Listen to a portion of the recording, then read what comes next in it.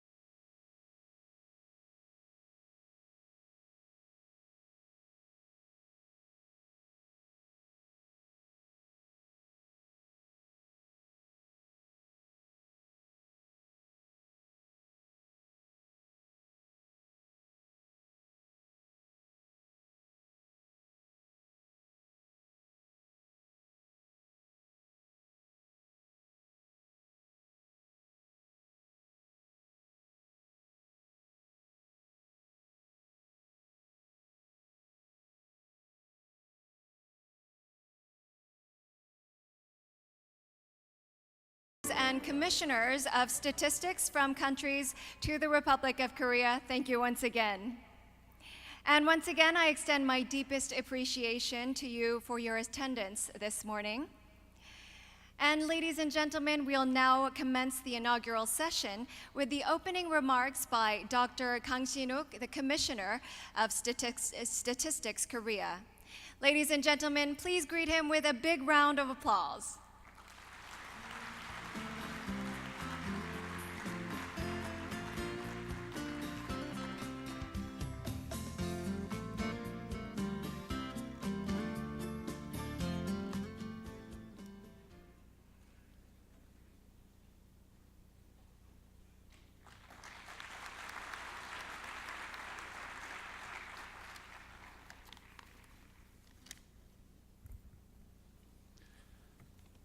존경하는 앙헬 구리아 OECD 사무총장님, 그리고 발표와 토론을 해주실 각 분야의 전문가 여러분, 그리고 다양한 역할을 갖고 이 자리에 참석해 주신 내외 기빈 여러분, 제6차 OECD 세계 포럼에 참석해 주신 여러분을 진심으로 환영합니다.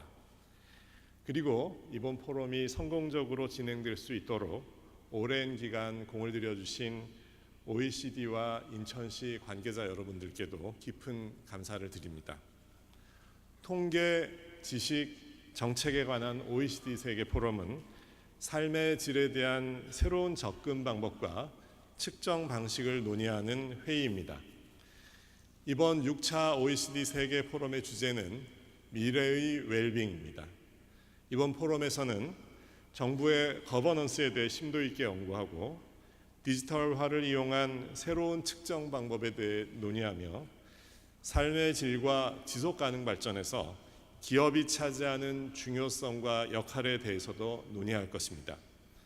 이러한 논의 과정을 통해 전 세계가 공감하는 삶의 질을 증진하기 위한 방안을 찾을 수 있을 것이라고 확신합니다. 통계는 사회 현상을 분석할 수 있는 가장 객관적이고 과학적인 도구입니다.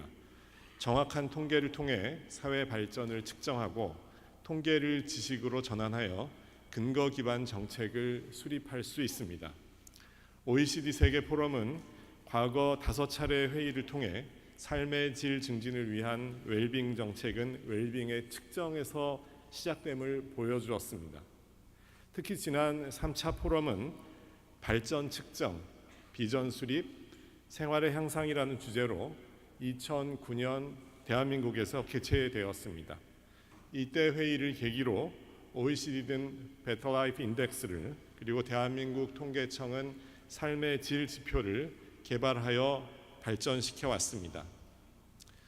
앞으로의 사흘 동안의 논의가 지식과 감동을 전하는 특별한 시간이 되길 희망합니다.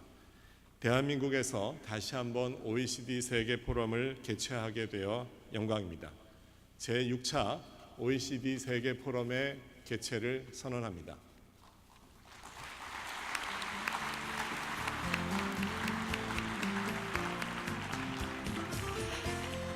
Thank you, Dr. Kang.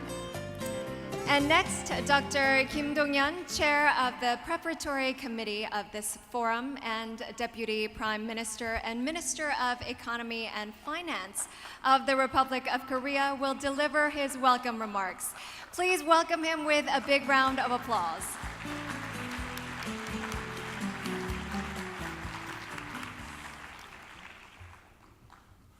Good morning, Secretary General Inaugural Korea, Her Royal Highness Princess Petra Laurentin, Professor Joseph Stiglitz, Jeffrey Sachs, Mayor Bang Nam-chun of Incheon Metropolitan City, Commissioner Kang Shin-wook of Statistics of Korea, ladies and gentlemen. I would like to welcome you to the OECD World Forum and Incheon City.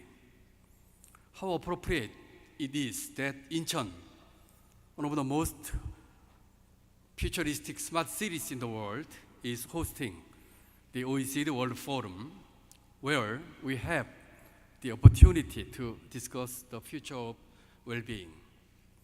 As you may know, the G20 summit will be held later this week in Buenos Aires. One of the agendas there, putting people first, is well connected with the forum's theme of the future of well-being. The similarity in the topics indicates that the head of states are very concerned with this issue. I am more than happy to be engaging in both issues, starting with this forum. Personally, I must admit it is most opportune as well.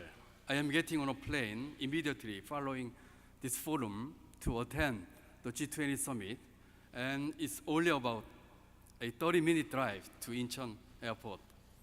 For this, I would like to thank Secretary General Korea again, Mayor Park, and Commissioner Kang for organizing the forum here in Incheon as the host city.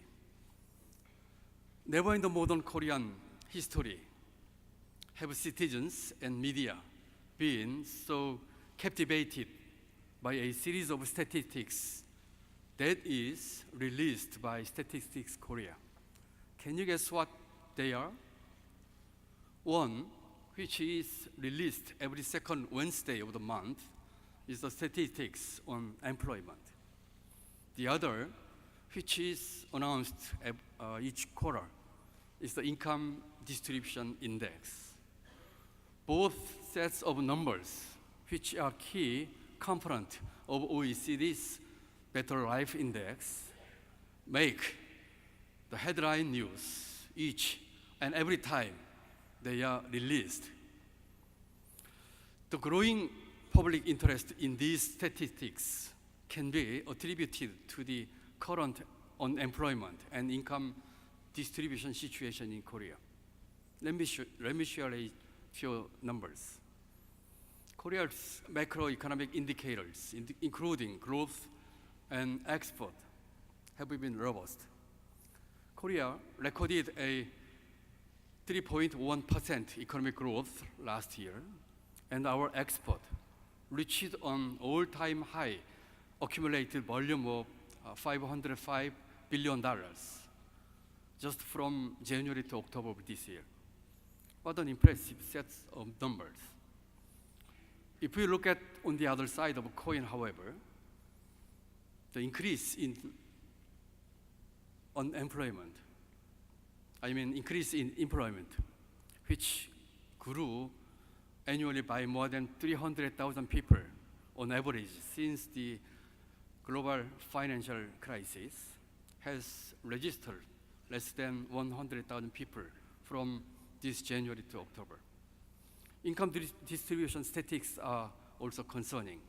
The gap between the richest 20% and the poorest 20% has widened continuously over the last 3 quarters. In the past, people used to focus mostly on the country's growth and export numbers, but since have changed recently. Korean citizens today are much more interested and concerned with employment rate and income distribution indicators than any other macroeconomic indexes. This is a strong signal that the quality of life and the well-being of people are being valued highly. And this trend is parallel to OECD's efforts, including the development of BLI to enhance people's well-being. Distinguished guests, ladies and gentlemen, it is remarkable that in just a matter of few decades, Korea has gone from an absolute impoverished country to ranking 12th in GDP and 6th in export around the world. On the other hand, our progress with the quality of life is nowhere near our economic development. For example, in BLI ranking, Korea actively dropped from 24th place in 2012 to the 29th in 2017. To tackle this issue, Korea's new administration initiated a paradigm shift of economic policies that is aligned with the philosophy of OECD's BRI. One of the key pillars of the economic policy direction is inclusive growth. It aims to address worsening income distribution, widening polarization, and declining social mobility. More specifically, inclusive economic policies, including increasing household income, developing social safety nets, and investing in human capital. One point I would like to highlight is another pillar of Korea's economic policy direction: innovative growth. In other words, this is a creative destruction in the market and systemic reform in every facet of the national economy. In that sense, to enhance the quality of life and future of well-being, innovative growth is inevitable. To achieve this, Korea has implemented various innovative growth policies, such as cultivation of innovative ecosystem, startups and entrepreneurship, deregulation, and education and labor market reform. We have also focused our public investment on building a platform economy, including AI, big data, blockchain, and hydrogen energy. These reforms will increase effectiveness and productivity through innovation in all social and economic aspects. Eventually, they will be the backbone for the enhancement of quality of life and future of well-being. I believe that innovation and future of well-being are inseparable. What I would like to suggest is that the linkage between the two gets more actively discussed at the forum. I would also like to ask the OECD to pay even more attention and provide policy implications for the development. Distinguished guests and ladies and gentlemen, Korea is a unique country in a sense that we have achieved a miraculous economic growth within a short time period, and that people's interest in the future of well-being has never been higher before. In this context, it cannot be more appropriate to hold the OECD World Forum here in Korea this year. Also, moving forward, the Korean government hopes to share our experience and knowledge gained from the two pillars of our policy directions with the international community.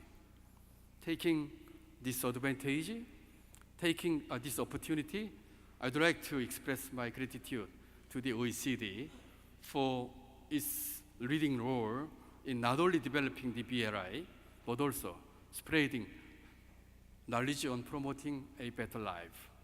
I hope the OECD World Forum will be an excellent opportunity to link various statistics and knowledge into policies. This occasion will be essential to the future of well-being around the world. Today, we celebrate the 6th OECD World Forum. Korea is the only country to have hosted the event twice in the forum's history. If Korea gets another chance to host this wonderful event again, please know that we will welcome you with open arms anytime. Thank you for listening.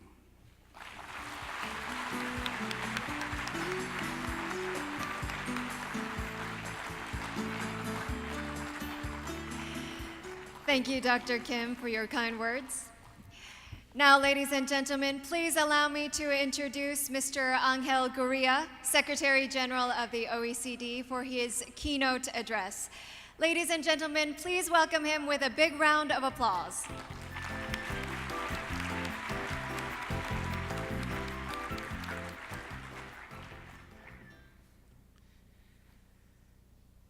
Deputy Prime Minister, dear friend Kim Dong-yong,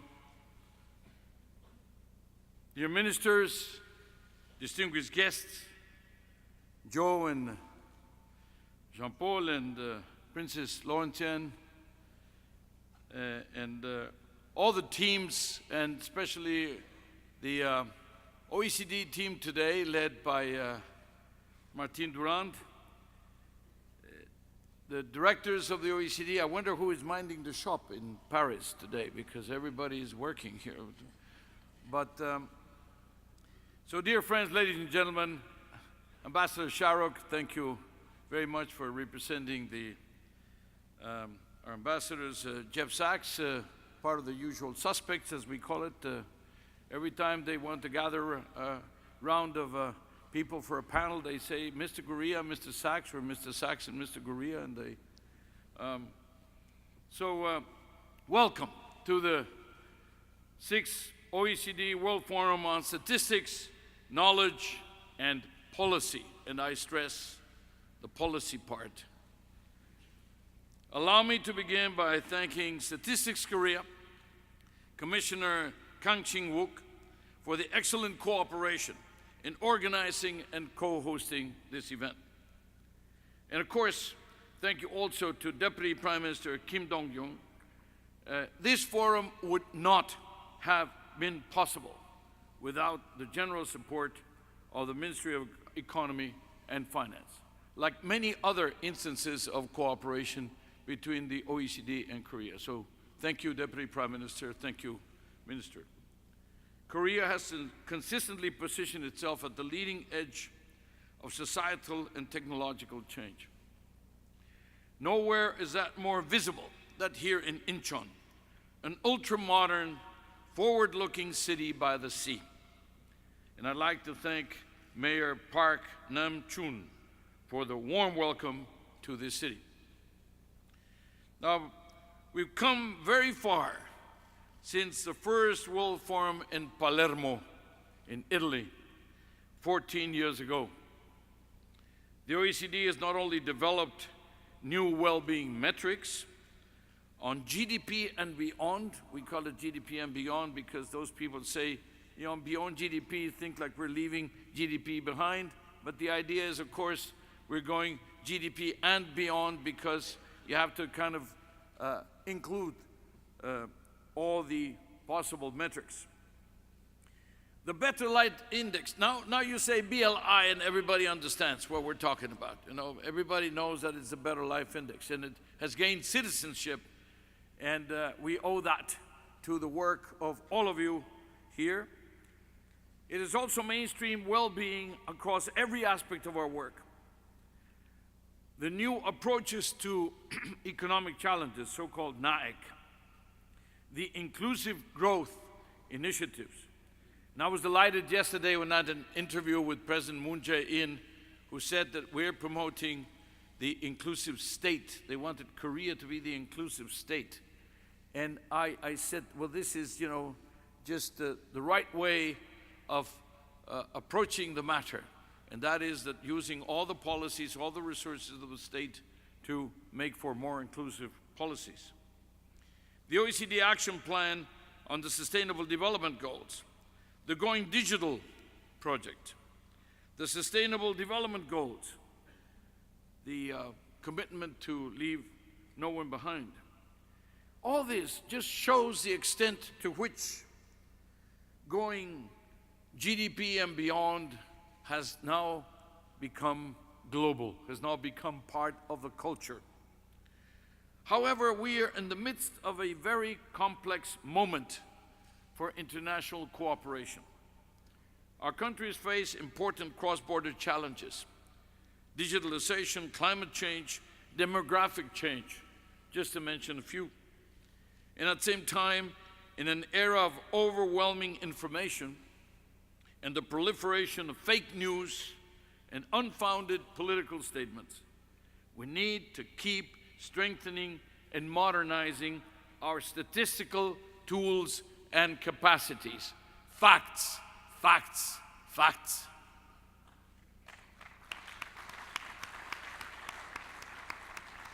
We have to stand strong, including at the multilateral level, to keep pushing our measures, to keep pushing our indicators, to inform on real people's conditions, GDP and beyond. This forum focuses on three critical trends that will determine the success of countries in delivering well-being: the digital revolution, the new modes of governance, and the role of the private sector as an important actor for ensuring sustainable and inclusive well-being.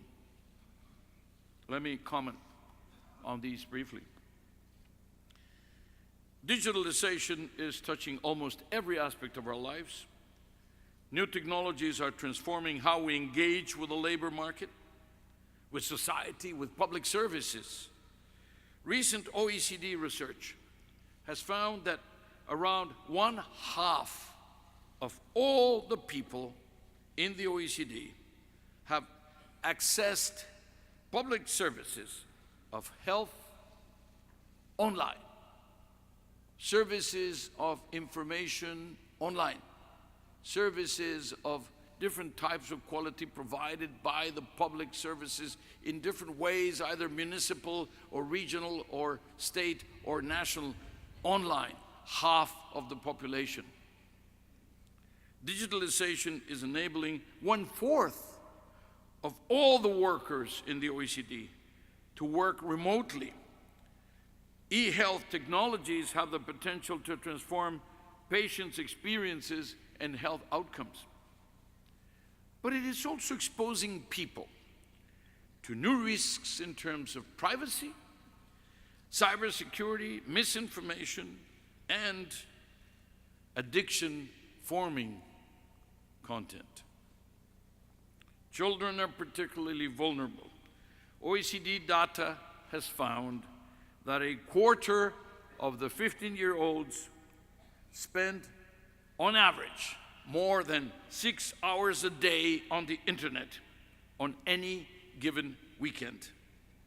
And around 1 in 10 say that they have been a victim of cyberbullying. All very alarming.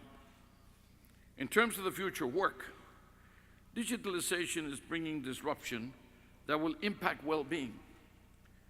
14% of the jobs across the OECD are estimated to be at high risk of automation. And an additional 1/3 of all the jobs are likely to change significantly in the way they are carried out. And of course, the low-skilled are most at risk. This means basically 1/2 of the workforce is going to suffer some kind of disruption because of the advance of technology.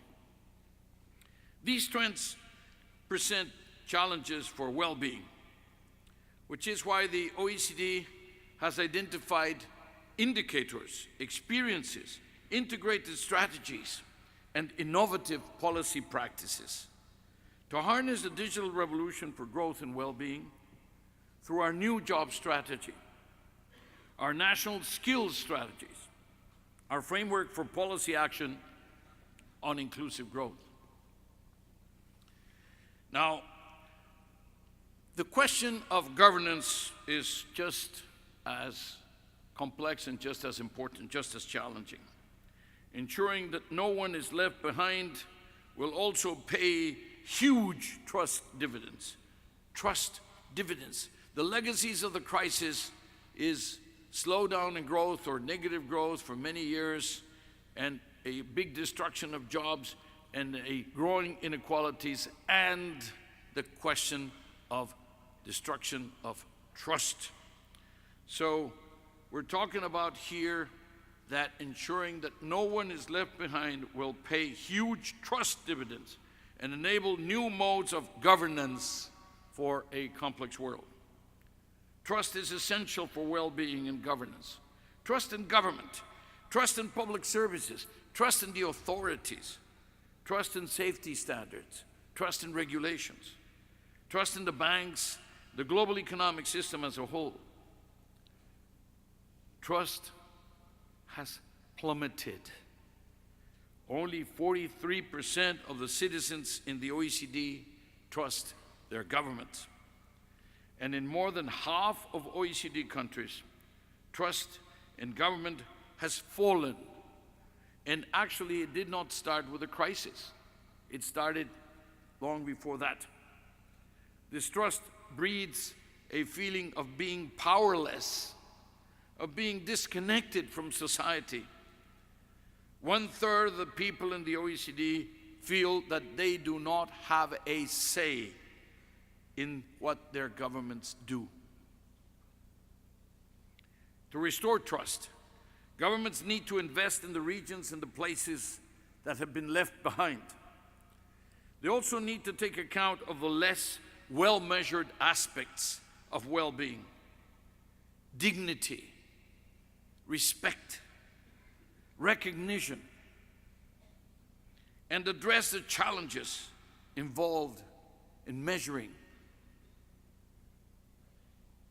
It is by exploring these issues that we will find tools, that we will find modes of action that will empower the citizens and they restore their sense of being in control, of my life. And last but not least, the question of the key role which the private sector plays in shaping people's well-being. We need businesses on board. The discharge of corporate responsibilities will help define our success for the future of well-being. Companies that focus on the well-being of their workers, of their consumers, of their suppliers, of the environment, and of the communities in which they operate are visionaries. More, however, needs to be done. One has to improve corporate governance, strengthen responsible business conduct.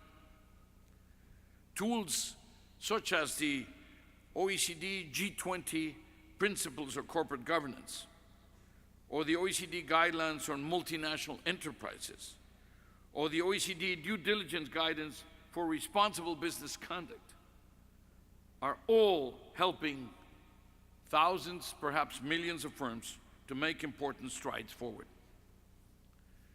Now, just 2 weeks ago, in partnership with BSR, Danone, and Jeffrey Sachs, we launched the OECD Business for Inclusive Growth platform. We call it BIG, Business for Inclusive Growth. It should facilitate the dialogue between companies and governments and promote a business model that places people's well-being at its heart. We have been working also with the business community on a project for measuring the impacts of business on well-being. And that is a key pillar of the platform. And I salute the representative of BIAC, of the Business and Industry Advisory Council, Mr. Russell Mills, and of course of the TUAC, of the Trade Union Advisory Council of the OECD, Monsieur Abad. Now, let me say that we started, of course, on the inclusive growth with governments. That is the obvious place to start. That is where the policies have to emanate from. We then invited the mayors to join, and we call this association Champion Mayors for Inclusive Growth. Why? Because 75% of our populations live in cities, and therefore enlisting the mayors is very important.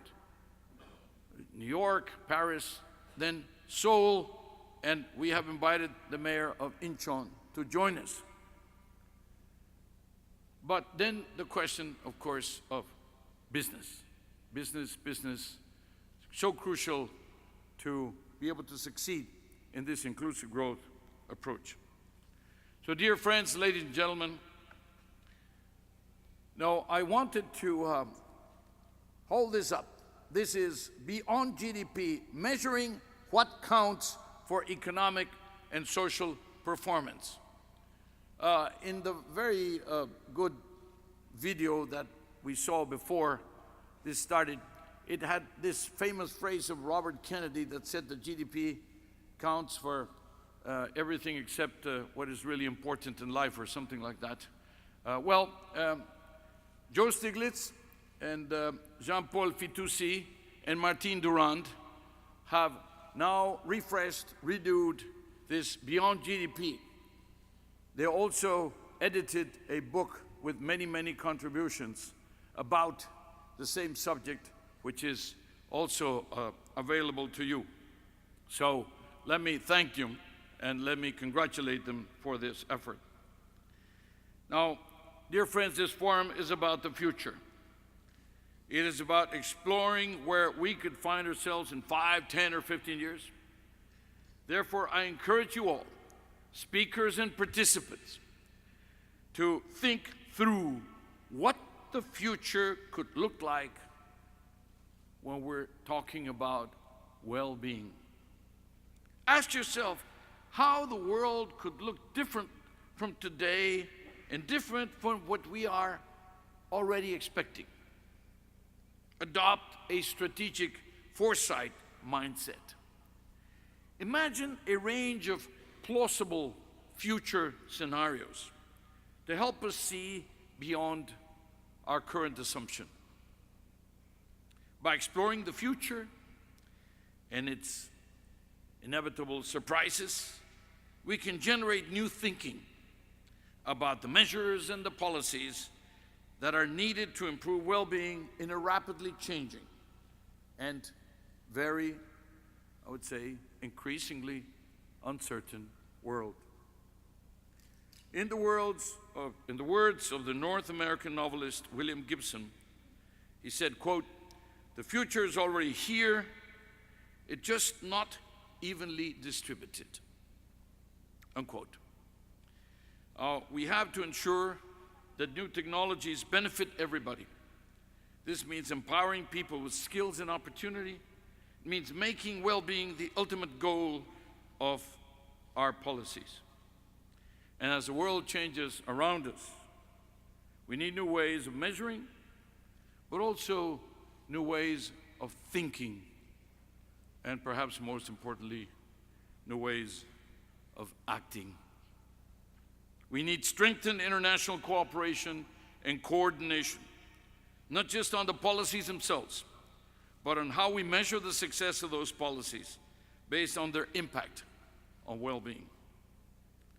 The OECD stands ready to help governments and businesses shape the future of well-being by designing, developing, and delivering better data, better statistics, better knowledge, and better policies for better lives. Thank you very much.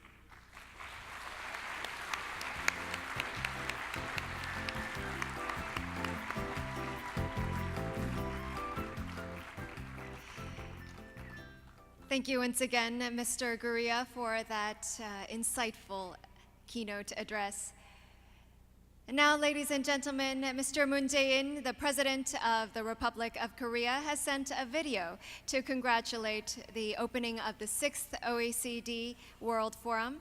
So please direct your attention to the screen. 제6회 통계 지식 정책에 관한 OECD 세계 포럼의 개최를 축하합니다. 앙헬 구리아 OECD 사무총장님과 라우레틴 네덜란드 왕자 빈, 노벨상 수상자인 스티글리츠 교수를 비롯한 130여 명의 연사와 내외 기빈 여러분 반갑습니다. 한국의 관문 인천 송도에 오신 것을 환영합니다. 내외 기빈 여러분, OECD는 지금 지구촌의 삶을 바꾸어가고 있습니다. 더 나은 삶을 위한 더 나은 정책을 기조로 인류의 삶을 향상시키기 위해 노력하고 있습니다. 사회 발전과 삶의 질을 객관적으로 측정할 수 있는 새로운 지표를 개발한 것은 매우 의미 있는 일입니다. 양적 성장 중심의 정책이 경제 불평등과 소득 양극화를 심화시켰고 주거, 안전, 직업, 의료, 교육 환경에서도 불평등이 커지고 있음을 알 수 있었습니다. OECD의 이러한 노력은 각 나라의 정책 당국자에게 큰 영향을 주었습니다. 정책의 초점을 경제성장에서 국민의 삶으로 옮기고 이를 위한 정부의 역할도 강화했습니다. 내외 기빈 여러분, 최근 한국 정부는 포용국가를 새로운 국가 비전으로 제시했습니다. OECD가 추구하는 지속가능한 포용적 성장과 같은 취지입니다. 성장의 혜택을 모두가 골고루 누리는 포용적 성장을 이루고 국민 한 사람도 차별받지 않는 포용적 사회로 나아갈 것입니다. 이번 포럼의 주제 미래의 웰빙도 함께 잘 사는 포용국가를 통해 이루어질 것입니다. OECD는 지난 5월 포용적 성장을 위한 정책 실행 기본 체계를 채택했고 한국에 적용해보는 연구 사업을 추진하기로 했습니다. 한국의 사례가 포용성 정책을 추진하는 나라들에게 도움이 되길 희망합니다. 그동안 OECD 세계 포럼은 인류에게 새로운 화두를 던지고 정책 방향을 모색했습니다. 세계가 함께 발전하고 함께 행복을 누리는 미래를 위해 이번 포럼에서 다양한 상상력과 지혜가 모아지길 기대합니다. 감사합니다. Please give Mr. President another big round of applause. Thank you very much. And another deep thank you for President Noon for sending his congratulatory message.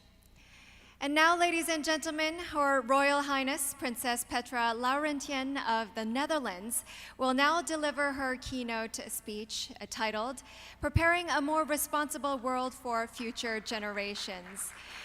Now, she's been acting as a global advocate for literacy and child well-being. She's now coming up to the stage. Please welcome her with a big round of applause.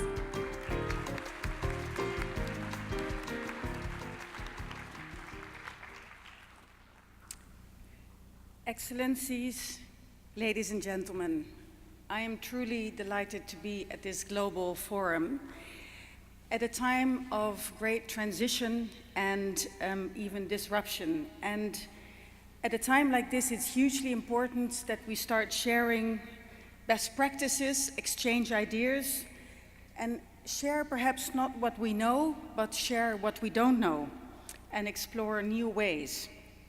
And looking at the program, there's an impressive number of sessions, and the multitude of topics show that it is a complex issue looking at well-being of people.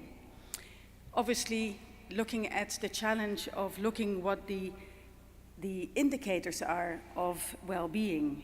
And we know, as was mentioned before, that we have to look beyond metrics, measurements, and models. Because well-being is about people. And it's not about people on paper, it's about real people. And real people are about real lives, real feelings, and real needs. And I can imagine for all the statisticians and the economists in the room, the problem with real people is that they're unpredictable. So what do we, as perhaps people looking for predictability, what do we need to understand about people, what their needs are in order to find the right interventions? And as OECD Chief of Staff Gabriela Ramos said at the OECD Ministerial Council meeting in May this year, she said, if we want inclusive growth, we need to put our people first.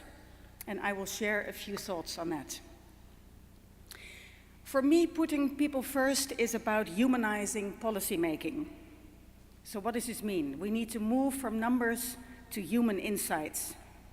That people are the starting point of our thinking and not merely the outcome or thinking in terms of a target group or an entity on paper or the focus of a top-down approach.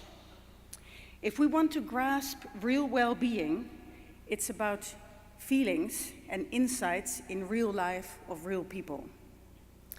I'll give you 3 examples. First about loneliness, then about the well-being of children, and then about illiteracy. When you look at loneliness, 6% of people above 75 years old across the EU suffer of feelings of loneliness. Now we know that loneliness is deadlier than obesity, that 29% of the people have a higher risk of heart failure and 30% higher risk of cancer. Now we are measuring loneliness at the moment on numbers based on living alone, measured by the quantity of contacts that people have and not by the quality of contacts.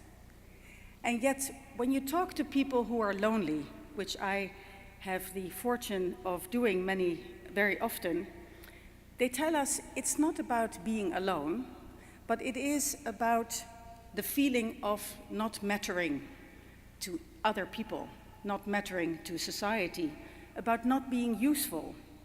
The question is, how do we measure that? And if we just look at the contacts, we might be measuring the wrong thing. About children's well-being, the Netherlands prides itself in the world ranking as having one of the happiest people and one of the happiest children in the world. And it's based on statistics of freedom of movement and short school days. Who doesn't want to have short school days? And yet, how do we tally that 1 in 4 children in the Netherlands in primary schools suffer from stress? And it's their own stress, but it's also absorbing the stress of their parents, which we have now gathered in discussion and in dialogue with the children. We also know that 19% of the millennials in the Netherlands suffer from burnout, and digital issues play a big part of this. Now, if we're not delving deeper into the well-being of people and understanding what this sentiment actually is, we might be measuring the wrong thing. We might be measuring happiness in terms of short school days, i.e. looking at systems and not actually finding the real sense of stress. And we haven't even started to look at the stress built up during the first 1,000 days of a child. And then finally, illiteracy. In Europe, 1 in 5 people suffer from lack of reading and writing skills to participate fully in society. And when we think of people suffering from illiteracy, we see a failure in language skills or a lack of language skills. But actually, and I've had, the fortune of talking to hundreds and hundreds of people who lack those skills, especially in digital societies like in Europe and across the world, what people actually feel is shame. How do we measure shame? So what we did in the Netherlands, where we used to have a system and we're used to have the intervention where we built schools of knowledge in order to address the lack of language skills, and we found out that we spent millions and millions of euros on the wrong thing, because we were actually building a system and an intervention based on the lack of language skills. And what we did, we started this from a small scrap piece of paper, and we said, what if we build a system based on the feeling of shame? And that we organized language learning around shame. And we managed, with 10 times less money, to achieve 10 times more people just by building a system and interventions built on the feeling of shame. So we can actually take the inner sense of well-being to start our interventions in a different way. For me, humanizing policymaking is also about measuring invisible drivers. As was mentioned before, the Beyond GDP report says if we measure the wrong thing, we will do the wrong thing. And I would add, if we define the problem the wrong way, we start measuring things the wrong way, and then we start doing things the wrong way. So human insights should also determine how we define the problem. Again, take lonely people. If we don't start at the beginning with the sense of feeling, a sense of lack of belonging and feeling that you don't matter, we might be starting to look at the wrong thing. So invisible and intangible feelings like shame and fear, lack of belonging, lack of self-worth, they should be the starting point of our thinking. Now, how do we get to that? We have to unravel those feelings. We have to get to understand that lonely people feel they don't matter.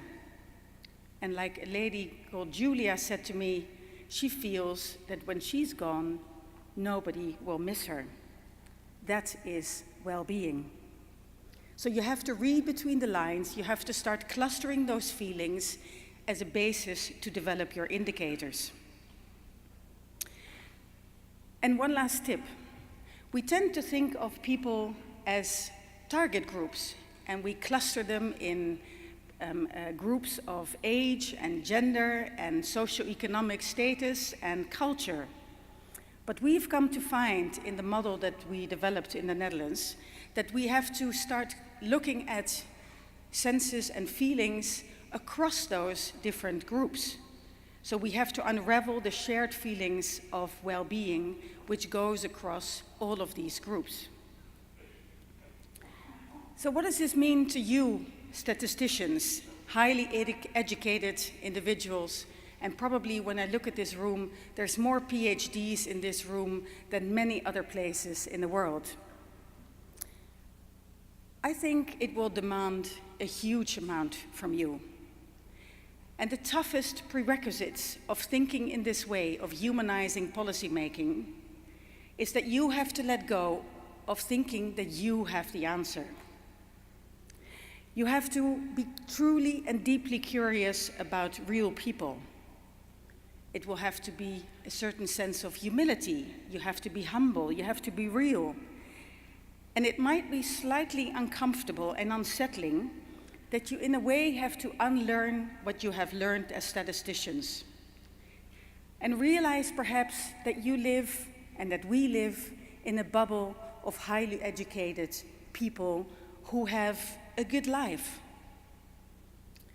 But if we want to understand real people, we have to put ourselves in their shoes. And I believe that the good news is that all we need to do is enter into a true and safe dialogue with citizens who are living those lives that we want to explore. And we can do that. And this is what I do every day, unraveling many of the SDG issues, people in poverty, people in debt, people with low income, and understanding what they need in order to help with the energy transition, but also people in diversity and inequality, understanding what they feel as input into policy making. So I'd like to do something that hopefully will set the course for the rest of the day.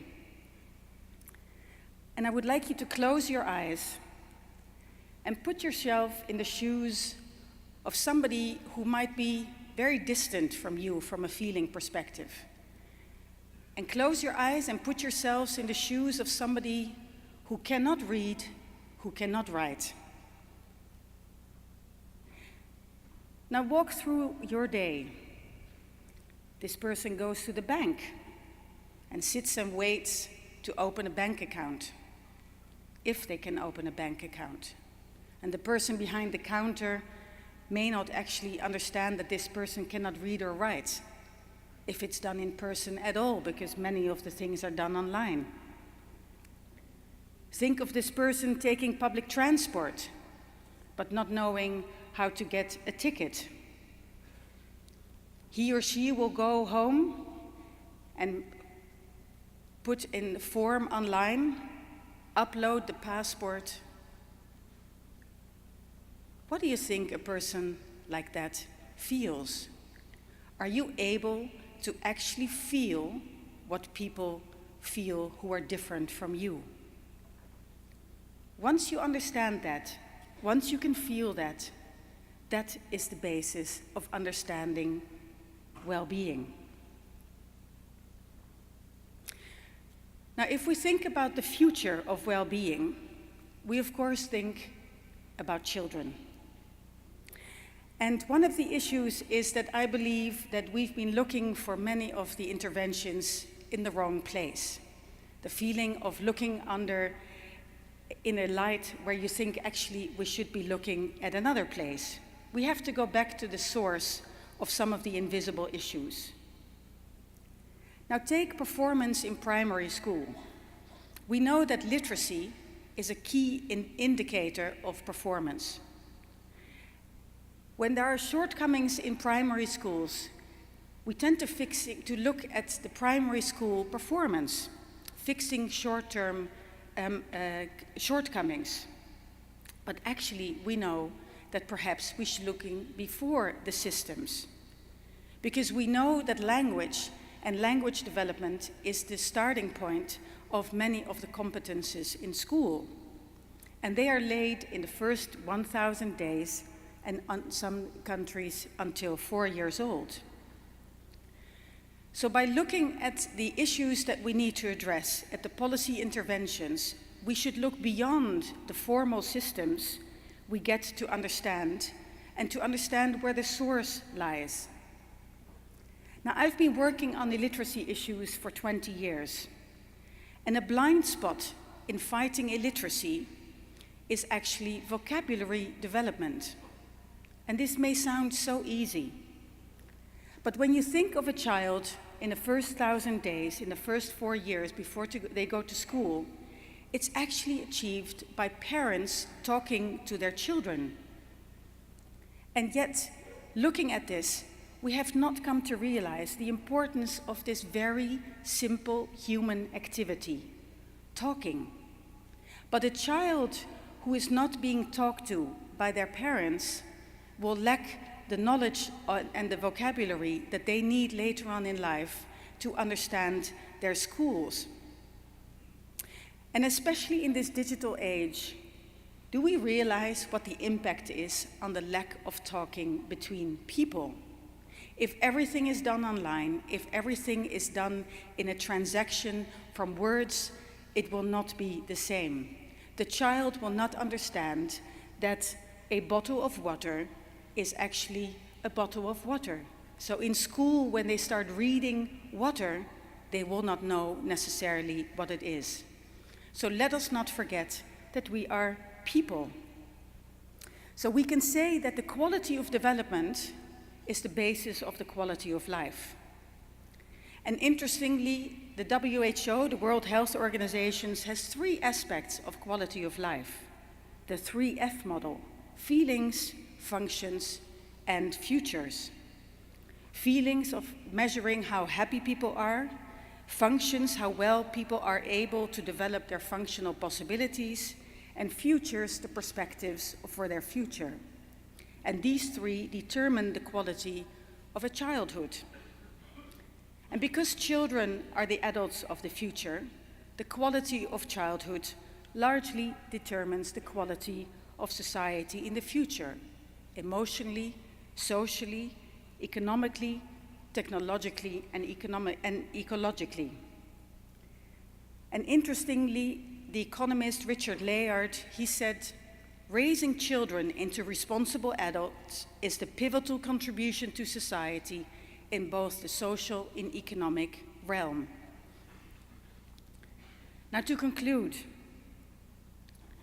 the cost of not humanizing policymaking, of not entering into genuine dialogue with genuine citizens as real equal stakeholders has huge consequences. Just to name a few. Take the intergenerational tensions that many countries see if we don't truly understand what both the young and the elderly really need and really want. We see a further loss of belonging and polarization of if people feel disconnected and left out by their leaders. Ineffective policies and systems, such as the ones that I mentioned on the literacy, will obviously have huge costs. And what about the important issues that we don't actually get to understand and we neglect them? If we neglect issues, then we will miss the trends of the future. And ultimately, and this is perhaps the most worrisome, if we don't understand the true impact of digitalization, it will lead to what American sociologist Sherry Turkle called a crisis of empathy. Now, empathy, we know, is the cornerstone of every inclusive society, or every society for that matter. If we lose empathy, we lose humanity. And if we fail to unravel the insights of real people, it will have real consequences in the real world. Think of that person going to the bank, taking public transport, going home, not being able to talk to their children, and feeling lost. That, ladies and gentlemen, is the sense of well-being that we need to imagine, we need to feel in order to think differently about how we measure well-being. And if you agree with this, understanding feelings of people and truly connecting to that and putting yourselves in the shoes of people who are so different from you, then we can only think of what Albert Einstein said: those with the privilege to know have the duty to act. Thank you.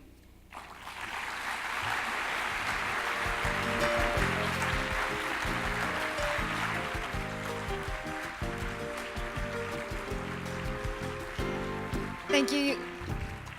Thank you, Your Royal Highness, for your enlightening speech. Thank you once again for that great speech. And now, ladies and gentlemen, the opening ceremony of the exhibition will begin in the lobby of the Grand Ballroom. So please feel free to take a tour of the exhibition. It will begin right away. Also, we'll have a short coffee break for about 30 minutes in the lobby. Coffee and snacks are ready outside for our participants. Please enjoy the refreshments, and the roundtable session will begin after the coffee session. So we ask for your continued interest and participation. Please enjoy your coffee, and we'll see you back here after 30 minutes. Thank you very much.